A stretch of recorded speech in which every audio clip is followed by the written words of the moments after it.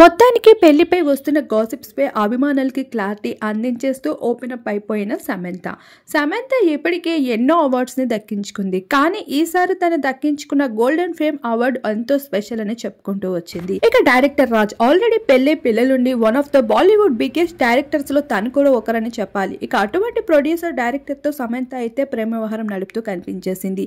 ఈ వార్తలు ఎన్నోసార్లు వైరల్ గా మారుతూ ఉంటే ఈసారి మాత్రం క్రికెట్ లో ఏకంగా సమంత రాజ్ కి సంబంధించిన సన్నిహిత ఫొటోస్ అన్ని వైరల్ గా మారుతూ వచ్చేసాయి.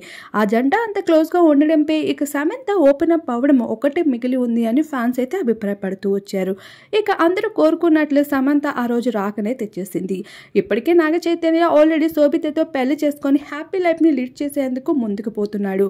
ఇక సమంత ఎందుకు అలా ఉండకూడదు అంటూ తన ఫ్యాన్స్ అంతా అడుగుతున్న ప్రశ్నలపై ఈ అవార్డ్ ఫంక్షన్ లో సమంత అయితే గోల్డెన్ లుక్స్ లో గోల్డెన్ అవుట్ ఫిట్ లో మెరిసిపోతూ ఎంతో గ్రేస్ లో అయితే కనిపిస్తూ వచ్చింది. అలానే ఇప్పుడు సమంత కోసం రాజ్ సైతం స్పందిస్తూ కనిపించేశాడు.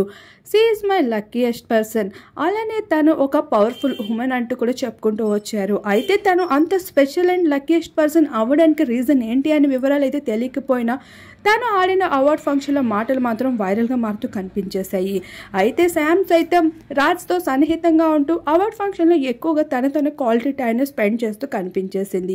ఇక గోల్డెన్ శారీలో తెలుగు వాళ్ళకి ఎంతో అట్రాక్ట్ చేసే విధంగా శామ్ అయితే అక్కడ కూడా మన తెలుగు పద్ధతుల్లో అందరినీ ఆకట్టుకుంటూ కనిపించేసింది.